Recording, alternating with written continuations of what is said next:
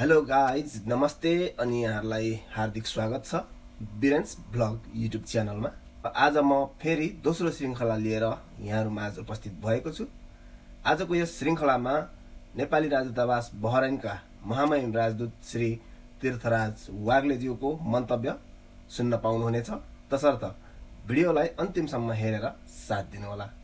आज धेरै खुसी र हर्ष लागेको छ। आदिवासी जनजाति महासंघ बहराइनको तर्फबाट यो कार्यक्रम भव्यताका साथ सम्पन्न भइरहेको छ। 2 दिन अगाडि विश्व आदिवासी दिवस हामीले मनायौं। नेपालमा पनि यो कार्यक्रम भव्यताका साथ मनाइयो र आज यहाँ आदिवासी जनजाति महासंघ बहराइनका अध्यक्ष तथा आजको यस कार्यक्रमका सभापति नरेन्द्र घलेज्यूको अध्यक्षतामा यो कार्यक्रम भइरहेको छ। कार्यक्रमलाई महत्त्वपूर्ण सम्बोधन गरेर पूर्ववक्ता साथीहरू गइसक्नु भएको छ।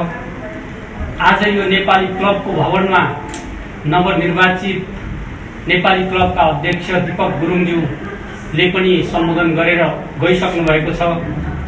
एनआरएनए बहराइनका नवनिर्वाचित अध्यक्ष राजकुमार श्रेष्ठज्यू पनि सम्बोधन गरेर अहिले सायद अर्को कार्यक्रममा निस्किसक्नु भएको छ र सबै यो महासंघसँग आबद्ध बहराइनमा रहनुभएका 6वटा संस्थाका अध्यक्षज्यूहरू प्रतिनिधिज्यूहरू सबैले अत्यन्तै सारगर्भित मन्तव्यहरू सहित एउटा समावेशी नेपालको चित्र कस्तो छ, हामी एक आपसमा मिलेर कसरी अगाडि बढिरहेका छौं र बढ्नुपर्छ भन्ने कुरा दर्शाएर यहाँ जानुभएको छ।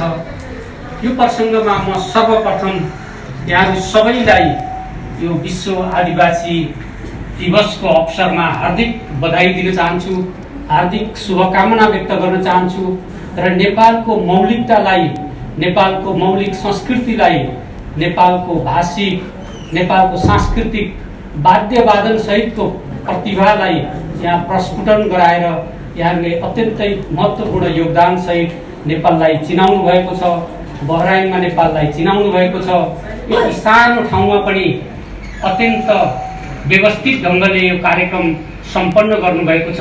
त्यसको लागि पनि म यहाँहरू सबैलाई पुनः हार्दिक आभार पनि व्यक्त गर्न चाहन्छु, धन्यवाद पनि दिन चाहन्छु। र आजको यस कार्यक्रमबाट मलाई के लाग्यो भने सानो उपस्थितिमा पनि सबै प्रतिनिधित्व हुने गरेर यहाँ कार्यक्रम सम्पन्न भइरहेको छ र सबै विचारहरू प्रतिनिधित्व हुने ढङ्गले यहाँ छलफल भइरहेको छ र यो एउटा अनुकरणीय ढङ्गले अगाडि बढिरहेको पनि छ। मलाई खास गरी सोनाम दोङज्यूले वर्तमान सांस्कृतिक परिवेश र हाम्रो विभिन्न जात जातिसँग सम्बद्ध कसरी एकअर्का बीच मिलेर बस्नुपर्छ र सामाजिक सद्भाव कायम गर्नको लागि हरेक जात जातिका सामाजिक विशिष्टतालाई कसरी ग्रहण गर्नुपर्छ भन्ने कुरामा महत्त्वपूर्ण विचार राखेर जानुभएको थियो। त्यस्तै अरू सबै साथीहरूले राख्नु भएको छ। म फेरि अर्को उल्लेख गर्न चाहे, हाम्रो वीरेन्द्रज्यूले भन्नुभएको छ विश्वमा संयुक्त राष्ट्र सङ्घ, आइएलओ लगायत हरेक क्षेत्रमा, हरेक अन्तर सरकारी निकायहरूमा नेपाल र अन्तर्राष्ट्रिय स्तरमा मनाइँदै आइरहेका कार्यक्रमहरू, नीतिगत प्राथमिकताहरूका विषयमा नेपाल कहाँ छ, हामी कसरी एकसाथ अगाडि बढिरहेका छौँ र जनजाति आदिवासी पहिचान के हो र कसरी यसको समग्र विकासको लागि महत्त्वपूर्ण योगदान भइरहेको छ र हुनुपर्छ भन्ने कुरामा उहाँले स्पष्ट पारेर गइसक्नु भएको छ। म 2-3टा कुरा राख्न चाहन्छु। खास गरी आदिवासी जनजातिहरूको यो विश्व दिवस यस वर्ष युवाहरूले परिवर्तनको लागि खेल्नुपर्ने भूमिकामा केन्द्रित रहेर त्यस नारा अन्तर्गत सञ्चालित भएको छ। अहिले तत्कालको लागि सेल्फ डिटर्मिनेसनमा उहाँहरूले के गर्न सक्नुहुन्छ भन्ने कुरा पनि यो अहिलेको नारा उल्लेख थियो। सिधै भन्ने हो भने डिसिजन मेकिङमा युवाहरूको भूमिका के हुनुपर्छ र युवाहरूले कसरी विकासका संवाहक भएर अगाडि बढ्न सक्छन् र एजेन्ट्स अफ चेन्ज कसरी गर्न सक्छन् भन्ने कुरा महत्त्वको कुरा छ। आज युवाहरूको उपस्थिति यहाँ छ। हामी सबै युवाहरू छौँ। विदेशमा जाने भनेकै युवा अवस्थामा जाने हो। युवा अवस्थामा हामीले विदेशमा रोजगारी गर्छौँ, श्रम गर्छौँ। हामीले नेपालको लागि प्रविधि भित्राउँछौँ, पुँजी भित्राउँछौँ, वितरण गर्छौँ, आफ्नो परिवारको लागि र देश विकासको लागि योगदान पुर्याइरहेका हुन्छौँ। यो सबै युवाहरूको भूमिकाले भइरहेको छ। अहिले स्वदेशमा बस्ने युवाहरूले विकासको प्रयासमा महत्त्वपूर्ण योगदान गरिरहनु भएको छ भने विदेशमा बस्ने हामी युवाहरूले पनि नेपालमा भइरहेको विकासलाई कसरी सहयोग गर्न सकिन्छ भन्ने कुरामा ध्यान दिनु जरुरी छ। दिइरहेका छौँ। यो संस्थाले पनि दियो। अघि एकजना को मन्तव्य पनि यहाँ भइरहेको थियो, नेपालमा कसरी सहयोग गर्ने, त्यो सहयोग गर्नको लागि आह्वान पनि गरिएको यहाँ वक्तव्य वाचन गरिएको थियो। यी सबैले के झल्काउँछ भने हामी युवाहरू विदेशमा बसेर विदेशमा नेपालको मौलिक पहिचानलाई, प्रतिनिधित्वलाई एउटा युवाको ढङ्गले, प्रखर ढङ्गले प्रस्फुटित गरिरहेका हुन्छौँ भने नेपालमा पनि विकासको लागि, नेपालमा हौसला प्रदान गरेर साँच्चै आफैले पनि विकासको लागि प्रयासहरू गर्ने, टेवा पुर्याउने कामहरू गरिरहेका हुन्छौँ। त्यसैले यो आजको आदिवासी विश्व स्तरमा मनाइरहेको दिवसको एउटा नारा, एउटा मान्यता अथवा यसबाट हामीले लिन सक्ने शिक्षा, ग्रहण गर्न सक्ने एउटा कुनै माध्यम के हो भने युवाहरू हामी जागरुक हुनु पर्यो, विकासको लागि संवाहक बन्नु पर्यो र हामी अहिलेको मात्रै होइन, अब आउने पुस्ताको निम्ति के गर्न सकिन्छ त्यसमा ध्यान दिनु पर्यो। अब म दोस्रो पोइन्टमा जान चाहन्छु। अबको लागि हामी के गर्ने? अहिले यहाँहरूले देख्नुभएको छ, आज गर्मी छ, गर्मीमा पनि यत्रो उपस्थिति भयो भनेर हामीले भनिरह्यौँ। विभिन्न अध्ययनहरू गर्ने हो भने, रिपोर्टहरू हेर्ने हो भने अब यो परिवर्तन वातावरण, मौसम भनेको एउटा चक्र हो, चलिरहन्छ। गर्मी आउँछ, जाडो आउँछ, सबै हुन्छ। तथापि जलवायु परिवर्तनले विभिन्न किसिमका परिवर्तनहरू ल्याइरहेको छ भन्ने कुरा पनि सँगसँगै आएको छ। प्रत्यक्ष रूपमा हाम्रो जीवन पद्धति, हाम्रो विकासप्रतिको प्रतिबद्धताको कुरा र नवीकरणीय ऊर्जाहरूलाई कसरी प्रयोग गर्ने भन्ने कुरा समेतमा यो वातावरणीय प्रभावको विषय रहेको छ, जलवायु परिवर्तनको विषय रहेको छ। त्यसैले त्यो जलवायु परिवर्तनको विषयमा नेपाल एउटा सबैभन्दा बढी प्रभावित मुलुक मध्येमा छ। हामी हिमाल पग्लिएर, हिउँ पग्लिएर नेपालको जलाधारहरू सुक्दै गएको अवस्था एकातिर छ भने अर्कोतिर बाढी, भूक्षयका समस्याहरूमा आइरहेको छ। अहिले पनि यहाँले देख्नुभएको छ, तराईका केही भागहरूमा डुबानको समस्या परिरहेको छ।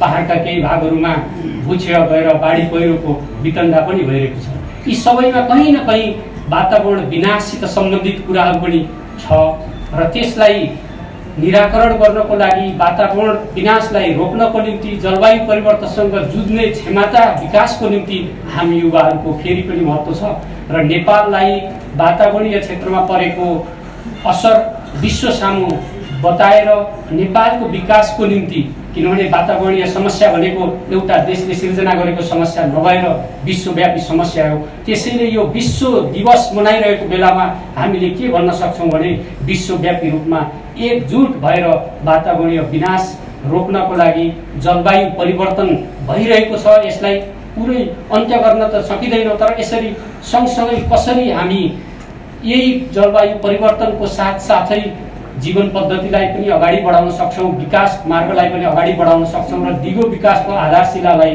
कसरी निरन्तरता दिन सक्छौँ भन्ने कुरामा जोड दिनुपर्ने अवस्था छ र त्यसको लागि पनि पुनः हामी युवाहरू नै संवाहक हुन सक्छौँ। त्यसैले त्यो पक्षमा पनि हामीले जोड दिनु जरुरी छ। अर्को कुरा म अब तेस्रो पक्षमा जान चाहे। तेस्रोमा अब अघि हामीले भन्यौँ जनजाति भनेको भाषा, संस्कृतिसँग, रहनसहन, वेशभूषासँग सम्बन्धित छ। नेपालको अर्थमा साँच्चै भन्ने हो भने हाम्रो जनजातिको बसाइ हेर्ने हो भने म त स्याङ्जाबाट आएको, मेरो गाउँ बिचमा पर्छ, पहाड बिचमा पर्छ। मेरो दाहिनेपट्टि एउटा खोला छ, त्योपट्टि पारिपट्टिको पाखामा मगर बस्ती छ, उत्तरपट्टि माथि टाकुरातिर गुरुङको बस्ती छ। मैले सानैदेखि नै मगर समुदायसँग हामी दैनिक सम्पर्कमा सँगसँगै काम गर्ने लगायतको हुन्थ्यो भने गुरुङ समुदायलाई हामी माथि लेक चढेर त्यहाँ गएर भेट्ने गर्थ्यौँ। अर्थात् म गुरुङ परिवेश र मगर परिवेश, गुरुङ भाषा र मगर भाषासँग सानैदेखि जान्दै आएको छौँ। अहिले त बिर्सेँ, तर मैले गुरुङ र मगर दुईटै भाषामा तपाईँहरूले बोल्नुभयो भने के बोल्नुभयो भने पत्ता चाहिँ लाउँछु अहिले पनि। तर त्यो एउटा छ भने अहिले यहाँ जुन 6वटा जात जातिको आउनुभयो, लिम्बू, तामाङ, राई, शेर्पा, काठमाडौँ आइसकेपछि नेपालभित्रको बसाइसराईको कारणले यी सबै भाषा, वेशभूषा सबैसँग हाम्रो सामिप्यता रह्यो, सहजता रह्यो र पहिचान अन्तर्गत प्रदर्शनी गर्दै जाने जहिले पनि हाम्रो प्राथमिकता रह्यो। गत वर्ष मात्रै नेपालले जब संविधान दिवस मनाएको थियो, त्यो हामीले जहिले पनि मनाउँछौँ र विदेशीहरूका सामु मनाउँछौँ। त्यहाँ हामीले एउटा नेपालको मौलिक नाच प्रस्तुति गरेका थियौँ। त्यो मौलिक नाच चाहिँ गुरुङ समुदायबाट ल्याइएको थियो। त्योभन्दा पहिला हामीले अनेक किसिमका, कहिले धान नाच, कहिले चाहिँ साकेला नृत्य यस्तो प्रस्तुत गर्दै आइरहेका छौँ र त्यो प्रस्तुत गर्दा हाम्रो मौलिकता, जातीय पहिचान सहितको हाम्रो भाषा संस्कृति छ भनेर हामीले प्रदर्शन गर्दै आइरहेका छौँ। यसमा मैले जोड्न चाहेको के हो भने नेपाल भनेको समावेशी नेपाल। समावेशितालाई खलल पार्ने, सद्भावलाई बिगार्ने खालको कुनै पनि गतिविधिहरू हुँदैन र हामी युवाले हुन दिनु पनि हुँदैन। र समावेशी नेपालको परिकल्पना भनेर संविधानले जसरी समग्र रूपमा एकजुट भएर अगाडि बढ्नको लागि र नेपाल निर्माणको लागि जुन मार्गदर्शन गरेको छ, त्यसलाई प्रोत्साहन गर्न, त्यसलाई टेवा पुर्याउन हामी सबैले महत्त्वपूर्ण योगदान दिनुपर्छ। र जुन व्यवस्था अलरेडी कानुनी रूपमा छ, संविधानमा छ, त्यो कुरालाई पनि हामीले छ भनेर प्रचार पनि गर्नुपर्ने आवश्यकता छ। यसमा मैले के जोड्न चाहेको हो भने नेपालमा हेर्ने हो भने निर्णायक तहमा हरेक किसिमको जनजाति, महिला वा पुरुष सबैको प्रतिनिधित्व होस् र समावेशी हिसाबले प्रतिनिधित्व होस् भनेर नेपालको सर्वोच्च निकायदेखि संसदीय तह, मन्त्री स्तरीय तह, निजामती सेवा हरेक क्षेत्रमा हामीले समावेशिता र प्रतिस्पर्धा दुईटैलाई सँगसँगै लगेका छौँ। त्यसबाट यो एउटा भन्ने हो भने धेरै मुलुकको लागि नेपालको यो उदाहरण एउटा महत्त्वपूर्ण उदाहरण हुन सक्छ। कतिपय अन्तर्राष्ट्रिय फोरमहरूमा हामीले जुन यो कुरा राख्छौँ, नेपालको संविधानले समावेशी चित्र यसरी प्रस्तुत गरिरहेको छ भनेर भन्छौँ, त्योभन्दा उहाँहरूले नेपालको त कस्तो एउटा सुन्दर परिकल्पना रहेछ, समावेशी नेपालको खाका कस्तो राम्रो रहेछ भन्ने कुरा उहाँहरूले भन्नुहुन्छ र हाम्रोबाट उहाँहरूले प्रेरणा पनि दिनुभएको छ। यो कुरालाई हामीले बिर्सनु पनि हुँदैन र यो हाम्रो लागि गौरवको कुरा हो, खुसीको कुरा हो। त्यो चाहिँ म यहाँ उल्लेख गर्न चाहन्छु। साथै जलवायुसित सम्बन्धित कुरामै जोड्ने हो भने नेपालको आदिवासी जनजातिहरू प्रत्यक्ष रूपमा कृषि र वन जङ्गल संरक्षणमा एकदमै नजिकको सम्बन्ध छ, किनभने हामी त सबै प्रकृतिका पुजारी पनि हौँ। त्यसैले हाम्रो फार्मिङ पद्धति, हाम्रो वन जङ्गल, जडीबुटी र त्यसलाई स्वास्थ्य क्षेत्रमा प्रयोग गर्ने, स्वास्थ्यको निम्ति जडीबुटी त्यो वन जङ्गलबाट प्रयोग गर्ने जुन हाम्रो कला छ, प्रविधि छ, यो भनेको हाम्रो ट्रेडिसनल नोलेज हो, हाम्रो ट्रेडिसन हो, अर्थात् इन्डिजिनस पिपलहरूको नोलेज हो। यो नोलेज, यो ज्ञान, यो शिक्षालाई हामीले प्रयोग गरिरहेका छौँ, गर्नुपर्छ र यसलाई अझ बढी परिष्कृत गर्दै लैजाने र त्यहाँ त्यो पहिचान सहितको, आवश्यकता सहितको, हाम्रो पुरानो ज्ञान सहितको विकास निर्माणको लागि अंशज्ञान अध्ययन अगाडि बढाउँदै जाने, त्यसमा हामी जहिले पनि अगाडि छौँ, अगाडि बढ्नुपर्छ। त्यसैले नै आइएलओको 169 को पनि अघि चर्चा भयो। 169 अन्तर्गत सामाजिक, आर्थिक, सांस्कृतिक अधिकारहरूलाई प्रवर्धन गर्ने, त्यसमा जम्मा 24 वटा देशले हस्ताक्षर गरेका छन्। नेपाल एसियाकै पहिलो मुलुक हो त्यसरी हस्ताक्षर गर्ने। अर्थात् अघि हामीले अर्को प्रसङ्ग पनि मैले जोड्न चाहेँ, नेपालमा 37% आदिवासी जनजाति छौँ, विश्वमा 5% छौँ। अर्थात् नेपाल 37% नै आदिवासी जनजाति भएको मुलुक भएको हुनाले हामी सबै आदिवासी जनजातिसित सम्बन्धित जुन ज्ञान छ, सिप छ, कला छ, शिक्षाको जुन मार्गदर्शन छ, प्रकृति, जलवायु, प्रकृति संरक्षण, प्रकृतिको पूजा गर्ने हाम्रो जुन संस्कार छ, पद्धति छ, जलवायुसँग लड्ने क्षमता विकासको निम्ति कृषिलाई र वन जङ्गललाई संरक्षण कसरी गर्नुपर्छ भन्ने हाम्रो जुन ट्रेडिसनल नोलेज छ यो पनि हामीले नेपालमा मात्रै होइन संसार सामु चिनाउन सक्ने आवश्यकता छ। त्यसैले आजको यो अन्तर्राष्ट्रिय दिवसमा हामीले यस्ता कुराहरूलाई अझ बढी प्रस्फुरण गर्नुपर्ने र चिनारी गर्नुपर्ने आवश्यकता छ। त्यो हामीले चिनाएका छौँ। यस किसिमका कार्यक्रमहरू आज बहराइनमा भइरहेका छन्। संसारभरि पनि यसरी भइरहेको हामीले समाचार सूचनामा पढेका थियौँ। नेपालमा पनि यो भएको थियो। त्यसैले यी कुराहरूले गर्दा हाम्रो निर्णय क्षमतामा निर्णायक तहमा युवाहरू अगाडि बढ्नुपर्ने र नेपालमा अहिले जुन समावेशी चित्र मार्फत हामीले समावेशी नेपालको विकासको खाकातर्फ अगाडि बढिरहेका छौँ त्यसलाई पनि हामीले योगदान दिन सक्ने अवस्था छ। बाँकी एउटा छोटो एउटा कुरा म मेन्सन गर्न चाहे सद्भावको कुरा। सामाजिक सद्भावको विषयमा नेपालमा जुन कानुन पद्धति प्रक्रियाहरू छन् त्यो अनुसार काम कारबाहीहरू भइरहेका छन्, हुनुपर्छ र नभएमा त्यो कानुन जुन छ त्यसको पालनातर्फ हामी सबै सचेत भएर अगाडि बढ्नुपर्छ र त्यो कानुन बमोजिम काम कारबाही भएको हुनुपर्छ भन्ने हिसाबले आवाज यहाँ पनि आए। त्यो हुनुपर्छ भन्ने कुरा यहाँहरूले चाहिँ राजदूतावास मार्फत नेपाल सरकारमा पठाउन चाहन्छौँ भनेर भन्नुभएको थियो।